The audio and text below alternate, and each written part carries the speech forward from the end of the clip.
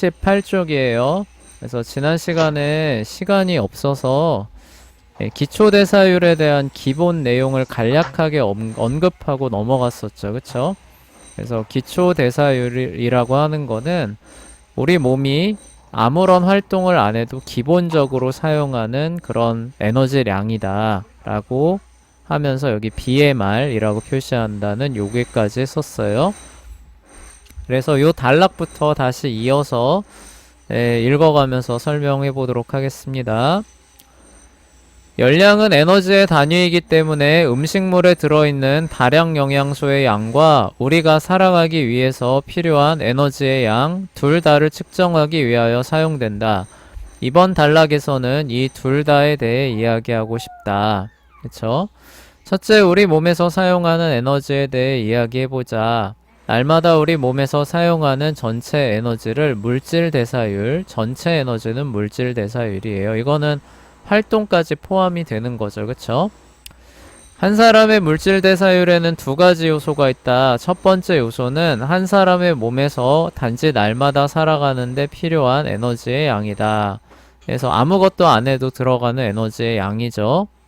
얘를 기초 대사율이라고 부르고 영어로는 BMR이라고 표현한답니다. 지난 시간에 했던 얘기죠.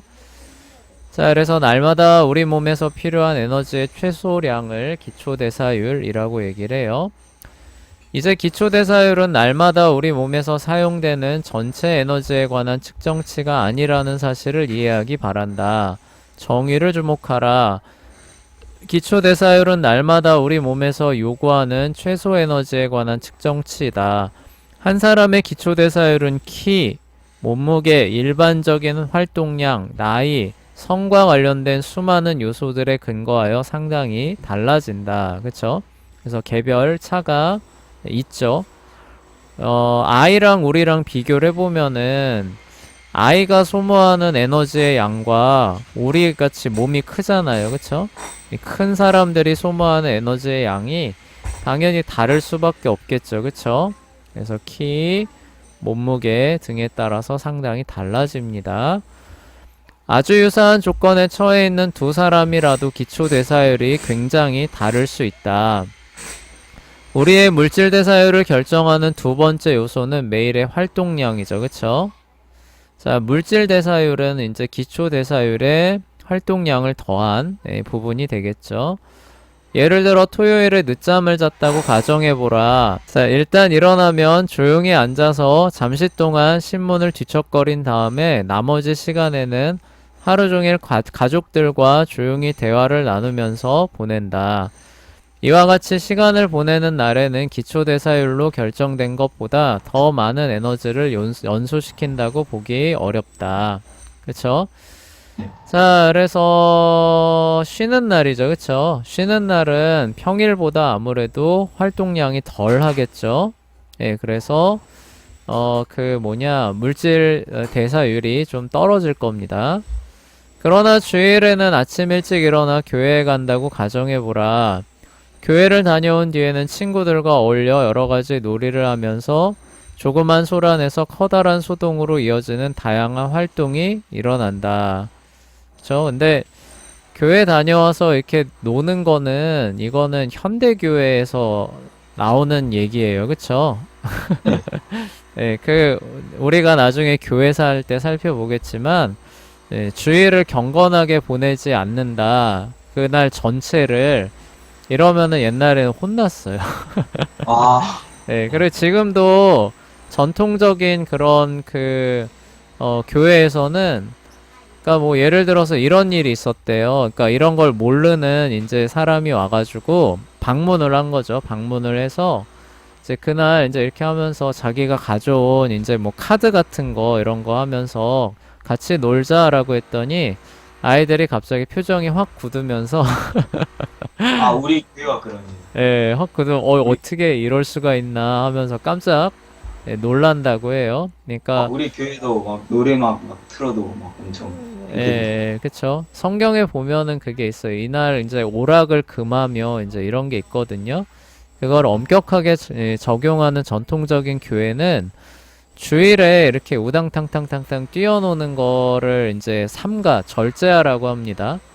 그러니까 그게 정죄한다기보다는 절제하고, 그리고 그날은 이제 말씀 보고 찬양하고 기도하는데 집중할 수 있게끔 이제 해주는 게 원래 전통이었어요. 원래 기본적인 전통이었는데, 이게 이제 현대 시대로 접어들면서 이제 그런 것들이 다 이제 사라졌죠. 그쵸? 네, 사라져서 요즘에 이제 어떻게 해요? 이제 교회 갈 때 차 트렁크에다가 이런 사람 많대요. 교회 갈 때 차 트렁크에다가 골프채 실어놓고 네, 아, 골프채 실어놓고 그 다음에 이제 그것도 그 예배도 1부 예배 가장 빠른 9시에 1부 예배 딱 드리고 10시 땡 하면은 이제 차 타고 골프장으로 가서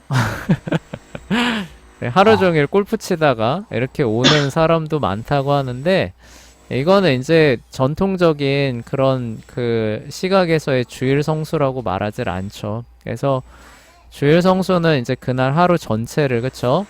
하나님을 가까이 하는 일에 써야 된다라고 얘기를 하는데, 현대교회에서는 이제 그런 부분들이 많이 없어지다 보니까 이제 이 책에서도 이런 것들을 이제 일반적으로 이렇게 얘기를 하는 거죠.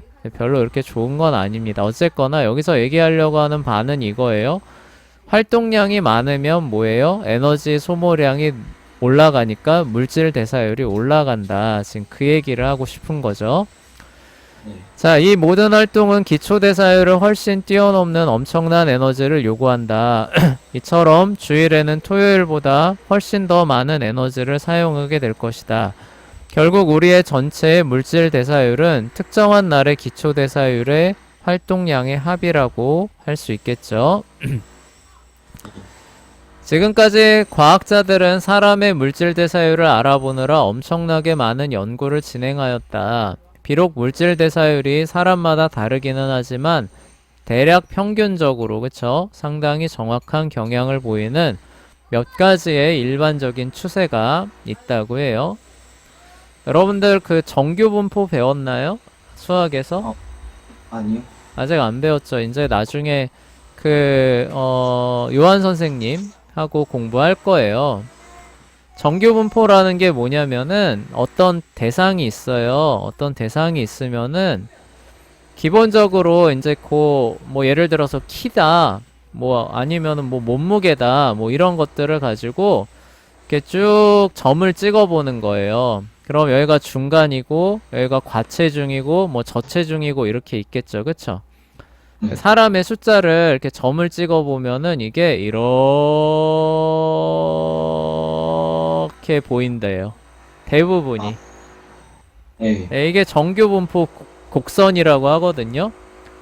그러니까 이 에너지 기초 대사율을 우리가 이게 그 통계를 내봐도 누구는 좀 더 많이 그 소비하는 애가 있을 거고 좀 적게 소비하는 애가 있을 거 아니에요. 그쵸? 예, 네. 그런데도 숫자를 이렇게 쭉 찍어 보면은 대충 이렇게 모이는 가장 많은 그 중간 값이 이렇게 그 보여진다는 거죠. 그쵸? 네. 요렇게 해서 이제 그 대략 이제 그 값을 구한 표가 요 아래에 있는 겁니다. 그래서 연령대와 성에 따라 각 사람들에게 필요한 평균 에너지 요구량을 이렇게 목록화 해놨어요. 그래서 보시면은 어렸을 땐 남자 여자 차이가 별로 없죠. 그쵸? 그런데 11세에서 14세, 그러니까 이제 초등학교 고학년 때쯤으로 들어가면은 차이가 나타나기 시작하고, 그리고 우리가 말하는 이제 2차 성징이 나타나는 사춘기, 그 남녀 차이가 이제 확 벌어질 때 요 차이가 분명하게 나타납니다. 그리고 여기 보시면은 이후로는 이제 성장이 끝나잖아요. 그쵸? 대부분. 이제 고등학교 졸업할 때쯤 돼서 성장이 끝나니까 그게 이렇게 쭉 유지되는 모습을 보여줍니다. 그쵸? 네. 근데 또 재밌는 게 50세가 넘어가면서 훅 꺾여요. 그쵸? 예. 내가, 예. 그러니까 우리가 흔히 말하는 청장년이라고 하는 그 시기, 신체 활동이 그래도 그럭저럭 유지되는 그 시기가 한 50살 정도까지라는 걸 이렇게 평균을 보면 또 이렇게 알 수 있죠. 그쵸? 네. 그래서 성경에 보면은 그 얘기 나오잖아요. 다윗이 말년에 그래서 이불을 덮었는데도 따뜻하지가 않더라 이런 얘기 나오잖아요. 그쵸? 네, 네. 그게 이런 거예요. 아, 재현이는 지금 이불 안 덮어도 안 춥죠. 그쵸? 네, 그쵸. 왜요? 지금 이런 때니까. 그쵸? 네. 예, 몸에서 열심히 일을 하면서 열을 내는 때니까. 그런데 이제 나이가 들면은 점점 두꺼운 이불이 필요합니다. 그리고 아, 그 이불을 덮어도 따뜻하지가 않아요. 아, 네. 예, 그런 상황들이 이제 이렇게 나오는 거예요. 그리고 또 하나는 지난번에도 얘기했지만 남자가 근육량이 더 많잖아요. 그쵸? 네. 예, 그러다 보니까 지방의 양이 더 적다 보니까 열은 더 많이 내고 열은 바깥으로 더 빨리 발산이 됩니다. 예, 그러다 보니까 이제 이렇게 기초 대사량이 올라가는 거죠. 그래서 남자 중에 아마 보디빌더들 있잖아요. 체지방률이 뭐 1%막 이렇게 막 남짓되는, 그쵸? 몸이 다 네. 근육인 그런 친구들은 이 기초 대사량이 어마어마하게 높아요. 일반 사람들보다. 그래서 엄청나게 먹어야 되죠. 그쵸? 네, 네. 그러한 이유들이 여기에 있는 겁니다. 자, 일반적으로 여자아이들과 여성들은 남자아이들과 남성들보다 훨씬 더 적은 에너지가 필요하다. 그것은 바로 여자의 기초대사율이 남자의 기초대사율보다 훨씬 더 낮기 때문이죠. 그쵸? 네. 그 이유는 방금 얘기했어요. 또한 어린이들은 자라감에 따라 더 많은 에너지가 필요하다는 사실에 주목하라. 그러나 일단 18세 이후가 되면 일일 평균 에너지 요구량이 별로 차이를 보이지 않다가 다소 줄어들게 되는 모습을 볼 수 있습니다. 자, 이제 열량은 다량 영양소 섭취량을 측정하기 위해서도 사용될 수 있다는 사실을 기억하기 바란다.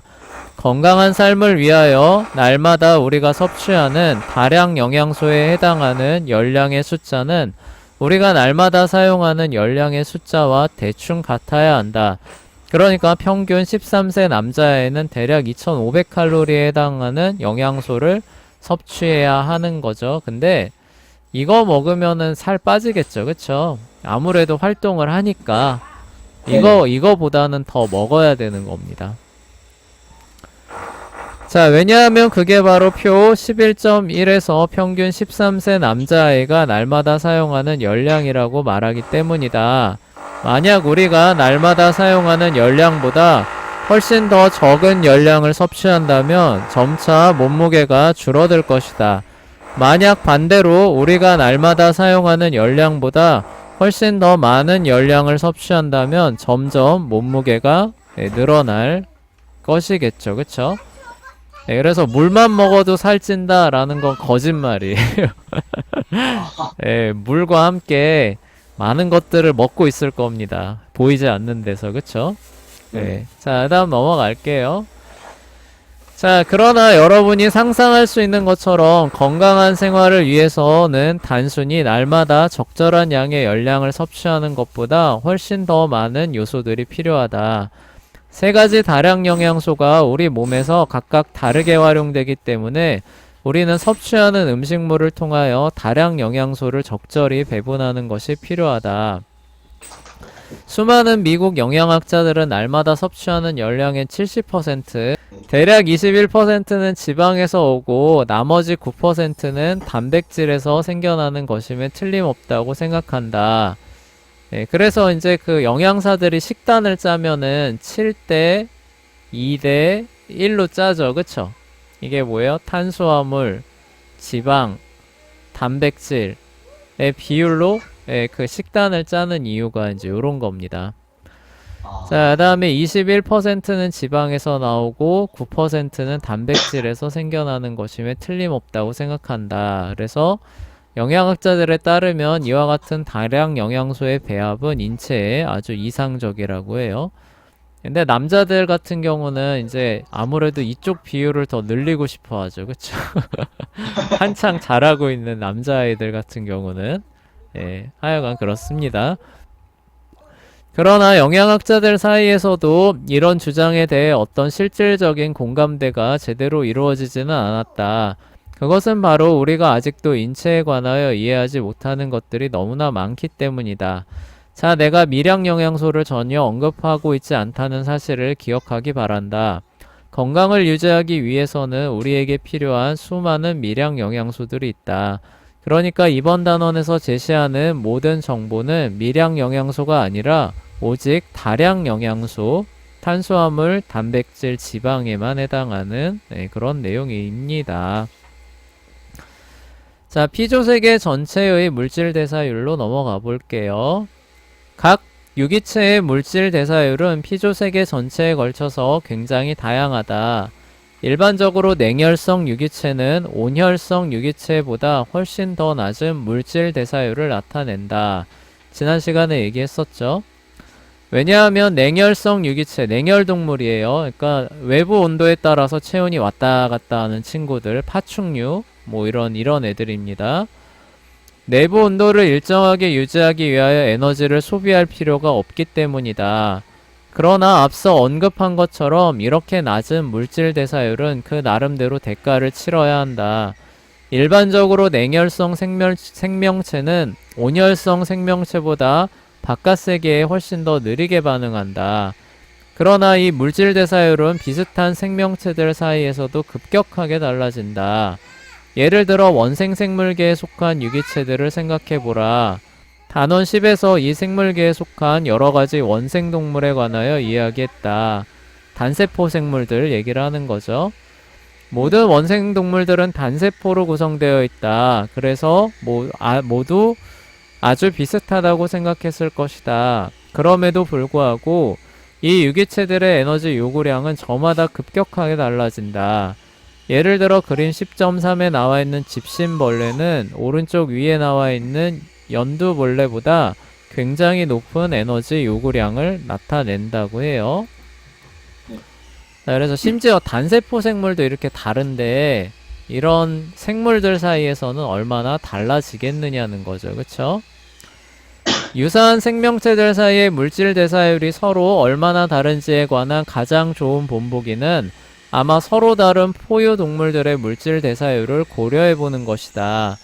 내가 이미 포유동물은 매우 유사한 특징을 공유하고 있는 동물들이라고 설명해 주었다는 사실을 기억하기 바란다. 모든 포유동물은 털을 만들어내는 피부가 있고 모두 온혈성이고, 그러니까 항상 체온이 비슷하게 유지돼요. 모두 스스로 만들어낸 젖으로 새끼들을 먹여요. 이처럼 포유동물은 여러가지 측면에서 아주 비슷합니다. 그러나 몇몇 포유동물의 물질 대사율을 비교해보라 라고 나와 있습니다. 그래서 몸무게를 기준으로 삼아서 이렇게 신진 대사율, 물질 대사율을 이렇게 기록한 건데, 보시면 쥐가 압도적으로 높죠. 그쵸? 네. 예, 그에 반해서 코끼리는 어때요? 엄청났죠. 예, 극단적으로 낮아요. 그러니까 네. 무슨 얘기예요? 몸무게가 많이 나가면은 신진대사율이 오히려 줄어든다는 거죠. 그쵸? 네. 몸무게가 적어요. 체구가 작아요. 그러면 신진대사율이 어떻다는 거예요? 오히려 올라간다는 뜻이죠. 그쵸? 네. 왜 이럴 것 같아요? 당연히 몸집이 작으면 또 날렵하게 막 올라다녔습니다. 예, 그렇기도 한데요. 우리 여기 책에 이유가 나옵니다. 이거 볼게요. 이 그림에서 어떤 경향성이 보이는가? 조그만 포유동물일수록 신진대사율이 높다. 이것은 피조세계 전반에 걸친 일반적인 경향이다. 그 이유는 무엇인가? 조그만 생명체는 외부 공기에 노출된 전체 몸의 비율이에요. 전체 몸의 비율이 훨씬 더 높을 수밖에 없겠죠. 그쵸? 네. 그러니까 단위 면적당 공기랑 접촉하는 면적의 비율이 체구가 작으면은 높을 수밖에 없죠. 그쵸? 근데 문제는 뭐냐면은 외부 공기가 우리 체온보다 기본적으로 더 낮죠. 그쵸? 네. 낮게 되다 보니까 우리 몸에서 열을 얘가 뺏어가는 거예요. 그쵸? 공기가 기본적으로. 네. 그런데 비율이 높다는 얘기는 뭐예요? 그만큼 열을 뺏어가는 비율이 높다는 뜻이겠죠. 그쵸? 네. 그런데 어때요? 온도는 비슷하게 유지를 해야 돼요. 그러면은 체구가 작은 애들일수록 어때요? 더 많은 것들을 빨리빨리 태워서 열을 더 많이 공급을 해줘야 비슷하게 유지가 되겠죠. 우리 네. 아까 선생님이 남자하고 여자 얘기했었잖아요. 네. 남자가 왜 기초 대사율이 높아요? 몸에 근육이 많고 지방이 적어서 단열이 덜 되잖아요. 그쵸? 네. 단열이 덜 되는 만큼 어때요? 열이 바깥으로 더 많이 빠져나가니까. 근데 사람의 온도는 36.5도로 똑같잖아요. 남자하고 여자하고. 그쵸? 그러니까 그거를 유지하기 위해서 남자는 어때요? 그만큼 더 많이 먹은 음식을 열로 전환하는 일들을 더 활발하게 해야 되니까 요구되는 비율이 올라가죠. 그쵸? 네. 예, 그래서 재현이 나이대 남자는 어때요? 기본 기초 열량이 3000칼로리 이렇게 되는데 서현이 승하 정도 되는 애들은 2200 정도밖에 안 들어도 되잖아요. 그쵸? 네. 예, 그런 이유를 잘 생각해 본다면은 코끼리는 어때요? 몸집이 크니까 그만큼 공기랑 접하는 비율이 적잖아요. 그쵸? 그 얘기는 네. 뭐예요? 그만큼 체온을 덜 잃어버려도 되니까 그만큼 덜 태워도 된다는 뜻이에요. 그쵸? 네. 예, 그러니까 그 신진대사율, 기초 대사율이 낮은 것이고 쥐는 어때요? 그만큼 열을 많이 뺏어 가니까 자기 몸의 체온을 유지하기 위해서 더 많이 태워야 되는 거죠. 그쵸? 네. 그리고 이게 또 뭘 의미하냐면은 몸이 돌아가는 사이클의 그 속도가 코끼리는 확연히 느리고 쥐나 요런 작은 생명체들은 확연히 더 빠르다는 뜻이에요. 네. 우리가 어떤 기계가 있다고 해봅시다. 기계가 있는데 많이 써요. 어떤 기계는 적게 씁니다. 어느 네. 기계가 먼저 망가질까요? 아. 알 것 같은데. 그 적게 쓰는 게 더 빨리 되네. 적게 쓰는 게 덜 망가지겠죠, 아무래도. 그쵸? 아니에요? 그렇군요. 아니, 아예 안 쓰고 창고에 처박아 두는 게 아니라 쓰긴 씁니다. 아, 그런데, 네. 예, 쓰긴 쓰는데, 엄청나게 험하게 많이 쓰는 기계랑 적당히 쓰는 기계랑 누가 더 오래 오래 쓰겠어요? 적당히 쓰는 게 더. 그쵸? 많이 쓰면 쓸수록 닳아서 없어지잖아요. 그쵸? 그래서 어떤 현상이 일어나냐면은 체구가 작은 동물일수록 포유동물 중에 체구가 작은 동물일수록 수명이 짧아요. 아, 네. 네. 대신에 코끼리 같은 애들은 어때요? 수명이 깁니다. 아, 네. 예, 에너지를 그만큼 덜 사용해도 되니까 얘네들이 신체 사이클이 천천히 돌아요. 그래서 네. 심박수 같은 거 보면은 훨씬 떨어집니다. 네. 심장 박동수 있잖아요. 1분당 뛰는 이런 거. 그거 네. 보면은 쥐 같은 경우는 막 파파파파파팍 뛰어요. 왜요? 그러니까 얘네들은 몸에서 열량을 그만큼 태우고 공급을 해줘야 되기 때문에 마치 우리가 달리기 한 것처럼 심장이 그렇게 뛰어져서 산소와 에너지를 공급을 계속 해줘야 되는 거예요. 네. 그러니까 어때요? 얘네들은 항상 달리는 상태잖아요. 그쵸? 네. 얼마나 피곤하겠어요. 그쵸? 네, 그렇죠. 그래서 쥐는 금방 죽어요. 수명이 엄청 짧습니다. 네. 그에 반해서 코끼리는 어때요? 이게 열량이 충분히 보존이 되다 보니까 그렇게 빨리 뛸 필요가 없는 거예요. 그래서 심장도 천천히 뜁니다. 천천히. 이런 식으로. 그러니까 뭐예요? 우리가 마치 릴렉스 돼 있는 상태처럼 얘네들은 살아가기 때문에 수명이 길어져요, 얘네들은. 네. 그래서 통계를 내보면은 몸집이 큰 동물들은 기본적으로 수명이 길고 몸집이 작은 동물들은 수명이 짧은 모습을 보여주게 되는 거예요. 네. 재밌죠? 네. 그리고 더 재밌는 건 뭐예요? 뭔지 알아요? 코끼리 같은 경우가 그렇게 신체 사이클이 느리잖아요. 그쵸? 네. 그러다 보니까 코끼리는 암으로 안 죽어요. 아, 암이 걸리기는 해요. 코끼리도. 예를 들어서 어디 장기에 암이 생기잖아요. 근데 네. 얘네들은 신체 사이클이 워낙 느리다 보니까 죽을 때까지 다른 데로 안 퍼져나가고 천천히 요렇게 되는 거예요. 네. 그래서 코끼리는 암으로 안 죽어요. 암이 안 돼. 예, 예. 근데 쥐나 요런 동물들 있잖아요. 쥐나 개, 고양이 이런 애들은 암 걸리면 어떻게 되냐면은 사람보다도 더 빨리 퍼져나가서 죽습니다. 신진대사율이 예, 빨라요. 예, 그러니까 몸이 그만큼 빠르게 돌아가고 있는 거예요, 항상. 예, 거기에 그런 그 모습들이 그렇게 나타나는 거죠. 네. 재밌죠, 그쵸? 네. 그래서 이거 별거 아닌 것 같은데 그런 부분들이 이렇게 수명과도 연결이 돼 있다는 거, 예, 부가적으로 얘기를 해주는 거예요.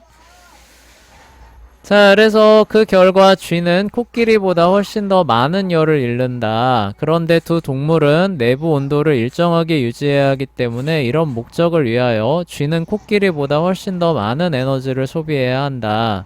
그 결과 쥐의 물질 대사율이 코끼리보다 훨씬 더 높게 나타난다. 예, 그리고 지난 시간에 얘기했었죠. 가만히 있으면은 남자보다 여자가 오래 살아요. 그쵸? 왜요? 몸이 이렇게 지방으로 열 손실을 막아주니까 몸이 기본적으로 남자보다 일을 덜 하는 거죠. 그쵸? 네, 그러니까 덜 쓰는 거예요. 덜 쓰는 만큼 수명이 늘어나는 겁니다. 그래서 나중에 통계 내보면은 여자가 남자보다 대략 한 5년에서 10년 정도는 더 사는 거로 나오거든요. 예, 그 차이가 이제 이런 데서 나오는 거예요. 네. 예, 재밌죠, 그쵸? 네. 예, 근데 이제 나중에 이제 우리가 하나님 나라 가면은 이제 그런 걸 이제 우리가 그 염려하지 않아도 되겠죠, 그쵸? 예, 거기는 이제 낡고, 그쵸? 후패하고 이런 게 없으니까, 예, 그런, 예, 부분들이 이제 없을 텐데, 하여간 우리가 살아가는 이 세상에서는 그런 거예요. 예. 네. 그러니까 만약에 우리가 진짜 코끼리처럼 컸다, 덩치가, 지금보다 한 3배, 4배로 더 컸다.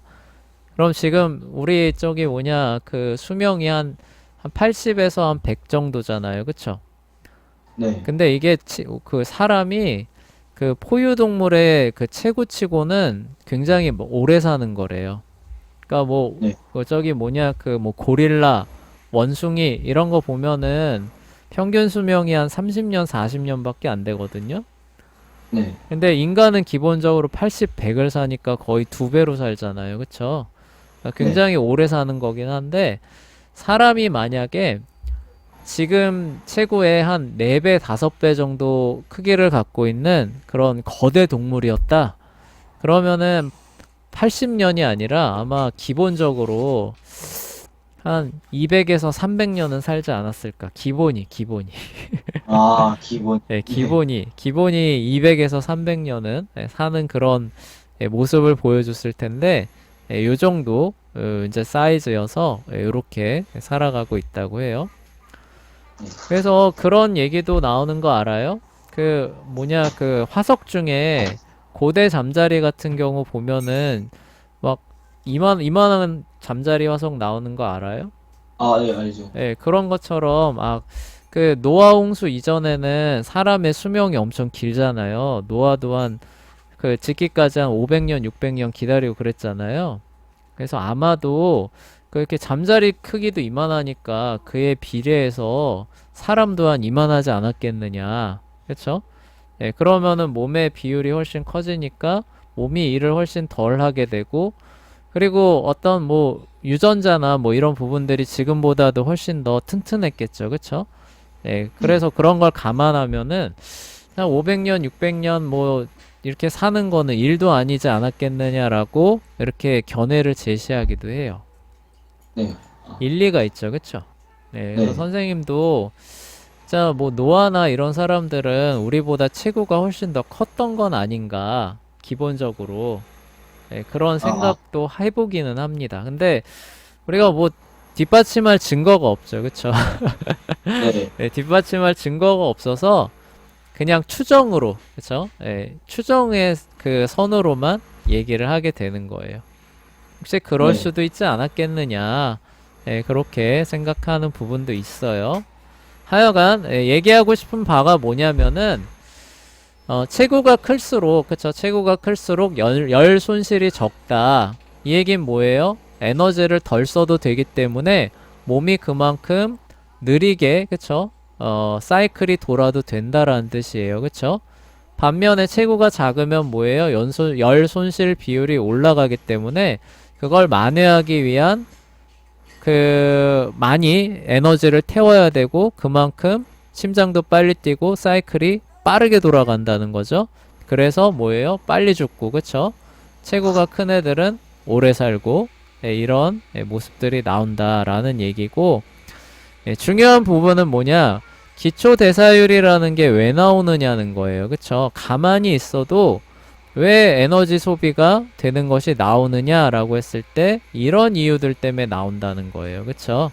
네. 그래서 작은 동물일수록 기초 대사율이 높은 모습을 보이고 먹이를 그쵸? 많이 자주 섭취해 줘야 되는 그런 모습을 보이게 되는 거죠.